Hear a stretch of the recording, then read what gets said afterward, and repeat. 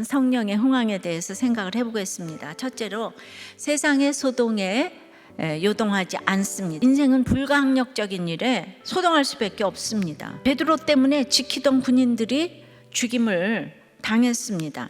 사실 베드로는 옥에 갇혀서 2000년 동안 옥문은 기도해야 열린다는 것을 가르쳐준 이런 어떤 그 모델이 됐는데, 사단의 괴계를 가르쳐준 역할을 한 것이죠. 그러니까 미워해야 될 대상이 헤롯이 아닌 거예요.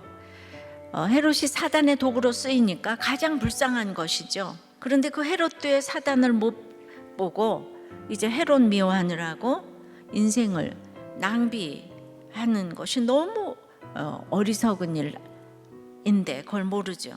사실 이거 하나님이 하시는 일인데 우리는 어떻게 그렇게 소동을 하는지 모릅니다. 이 똑같은 상황에서 헤롯에게 죽임당한 죽은 야고보나 갇힌 베드로는 소동했다는 말이 하나도 없어요. 어쨌든 파수꾼들은 베드로 때문에 죽임을 당했어요.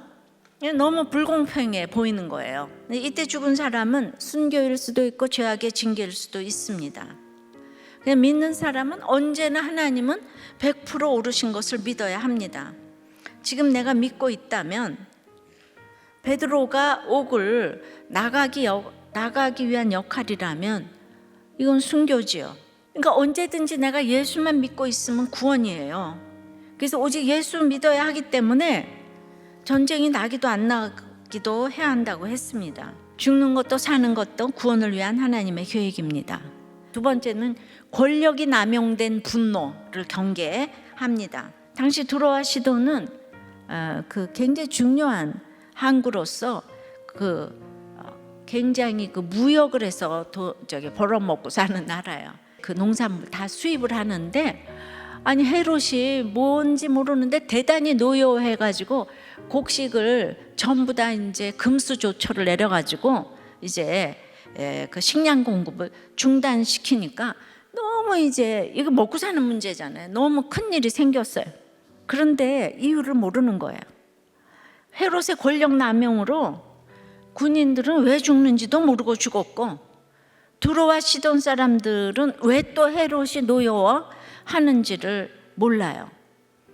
이 권력이 이렇게 주어지는 거 가지고 이렇게 비인격적으로, 그러면서 아무리 팔레스타인을 다스려도 그건 성령의 흥왕이 아니라는 거죠. 힘이 주어질 때 마음대로 사람 죽이고 마음대로 분함을 나타내라고 그 권력을 준 게 아닌데, 그런 사람이 지도자에 있으면 뭐 잠시 경제적으로 흥황한다고 할지라도 백성이 고통을 받는 거죠. 무너지는 것은 시간 문제인 거 알아야 합니다.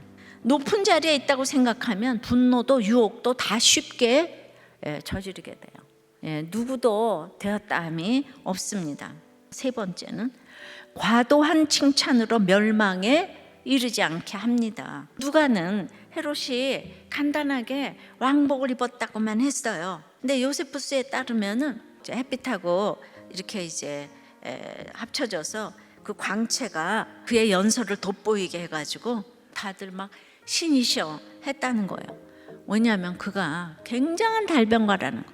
사람에게 가장 못할 짓이 있다면 스스로 교만케 하는 과도한 칭찬인 거예요. 잠언을 보면 악인을 칭찬하는 일은 율법을 버린 자나 하는 짓이라고 밝히고 있습니다. 영혼이 건강할 때는 영광을 이렇게 자기한테 안 돌려요.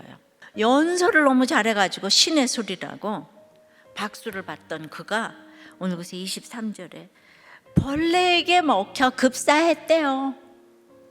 그러니까 헤롯의 권세가 하늘을 찌를 것 같았지만은 황제의 도시 가이사랴에서는 벌레 하나를 못 물리쳐서 벌레에게 먹혀 죽었대요. 이거는 하나님의 구속사를 볼 때 이 헤롯의 패역으로 인한 하나님의 징벌이고 심판이다, 이거에 초점을 맞춘 거죠. 야고보처럼 하나님이 함께 하시는 죽음이 있는가 하면 헤롯처럼 진멸케 하시는 죽음이 있는 거예요.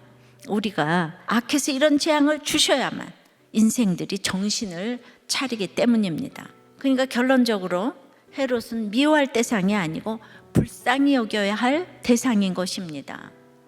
헤롯은 교회에, 정말 그 유대에 우리의 나의 거룩을 위해서 수고하고 있는 그 역할을 맡아서 이 땅에 온 거예요. 믿지 않는 사람에게는 기대도 비난도 할 것이 하나도 없는 거예요.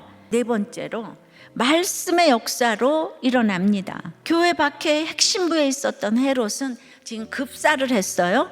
근데 급사하자마자 하나님의 말씀은 점점 더 흥황하여 간 사실을 볼 수가 있습니다.